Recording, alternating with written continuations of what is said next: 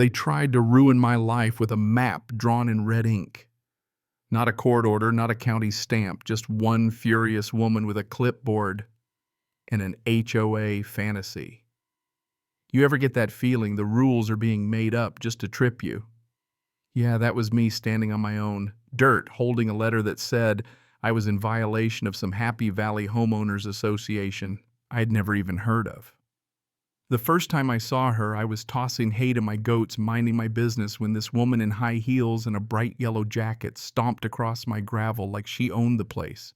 Didn't say hi, didn't even tell me her name, just shoved a letter in my face and declared that my property was in serious violation and I had 10 days to get compliant or face escalating enforcement. I just stood there, hay still in my hand, trying to wrap my head around the fact that someone who'd never set foot on my land thought she could boss me around like I was the new kid at recess. You know what I mean? Thing is, I'd been here 8 years since getting out of the Army, 12 acres I paid for fair and square, no mortgage, no HOA, no strings. But this lady, she had a map drawn in red ink, every inch of my property circled like a bullseye. It wasn't just the map, it was the way she talked. Immediate compliance required. Failure to address these violations will result in escalating action. Like she was auditioning for a role as the world's most annoying IRS agent.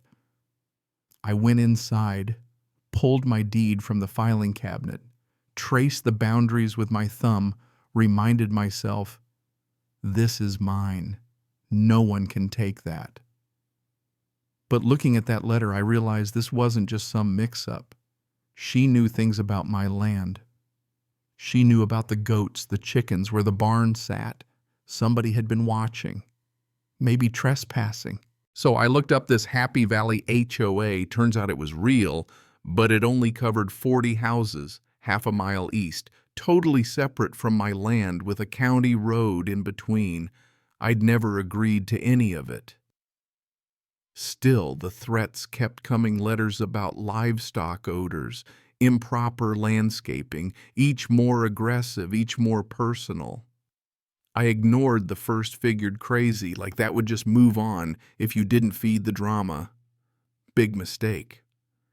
Next week, another letter, this one duct taped to my door so tight I had to get a knife to peel it off.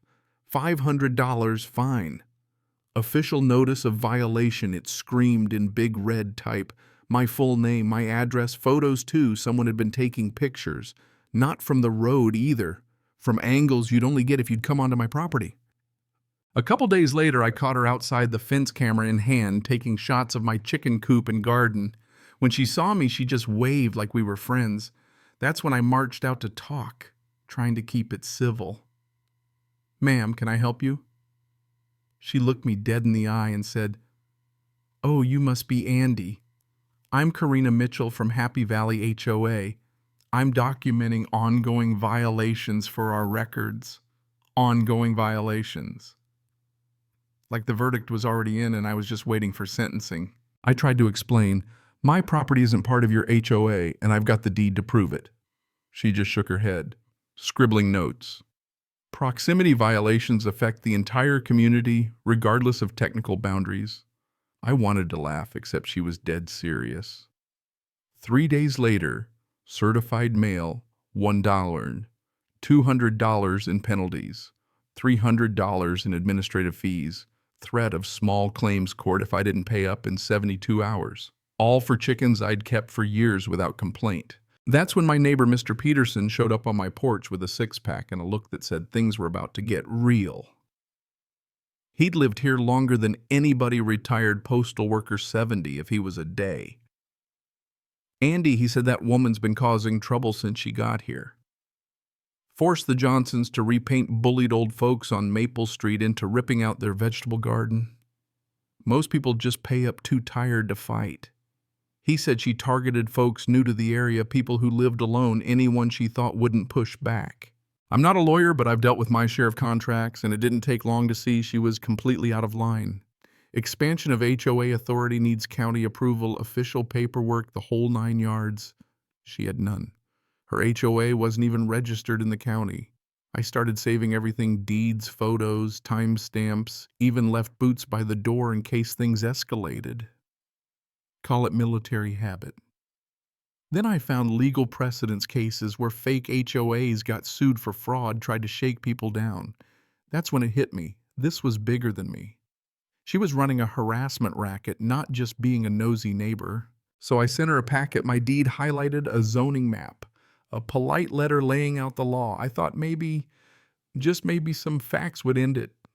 Instead, she exploded, showed up at my fence folder and hand voice shaking. You can't ignore legal notices and expect no consequences. She was purple with rage. I told her, ma'am, you have no legal authority here. I've provided the paperwork. She started waving those violation papers at me, screaming, these are official. I couldn't help myself. I said, you don't get to tell me what to do on my own dirt. You ever see someone's head almost pop? Her face went from red to plum, and she started shrieking about respect and community and how I'd regret crossing the HOA. 10 minutes later, the cops showed up, called by her, of course. 2 officers looking apologetic. Sir, we got a call about zoning violations, alleged health hazard from livestock, said Officer Martinez. I tried to keep it light. Should I report that she smells like moral bankruptcy? Her breath could kill houseplants. Martinez actually laughed. They checked the property, the chickens, the garden. No violations, no problems. Looks like a civil dispute that shouldn't have escalated, Martinez said. They left, and within minutes my phone rang. Karina. This is just the beginning, she threatened. You'll learn what happens when you challenge the HOA. Then she hinted at messing with my easement-veiled threats about connections in the community. It wasn't about chickens, it was about power. I started digging.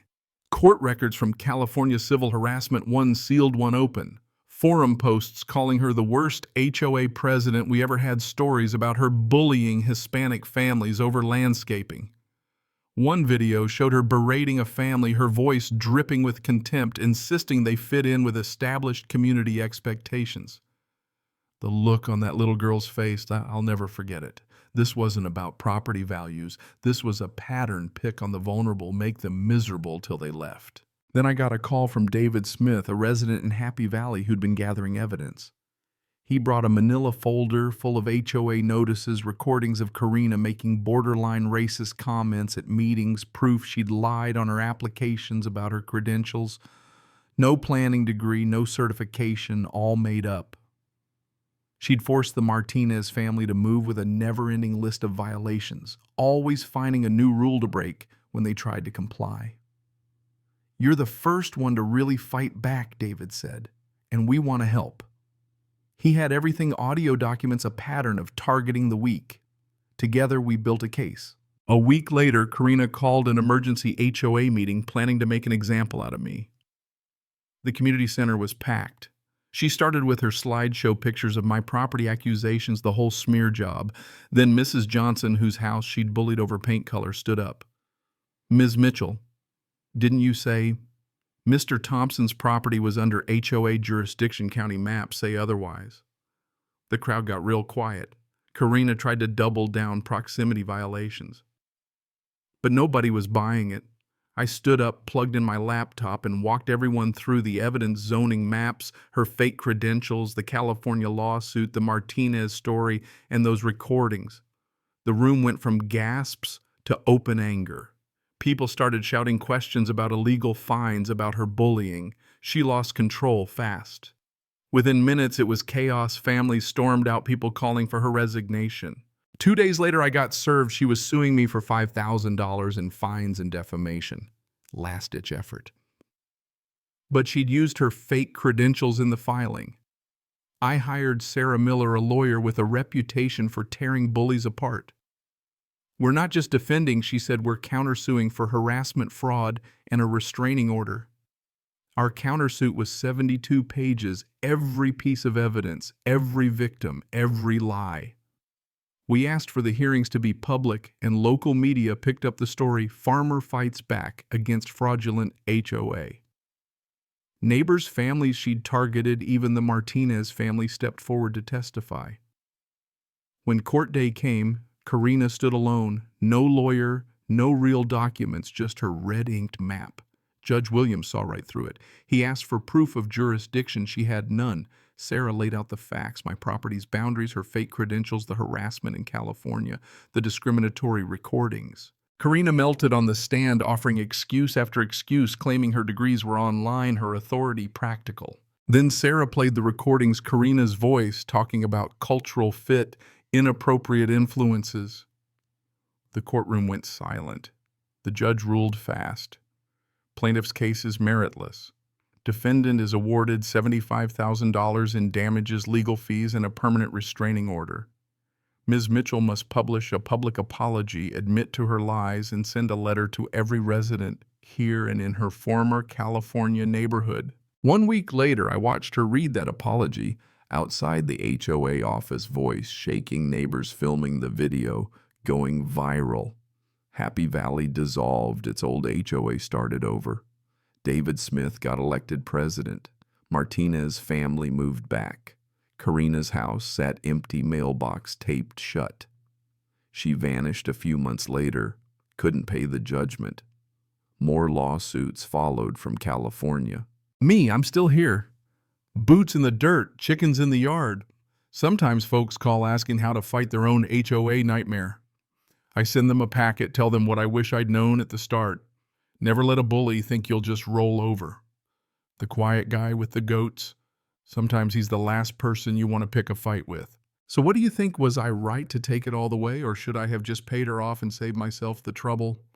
Drop your thoughts below, because out here justice doesn't come easy, and peace is just another word for holding your ground.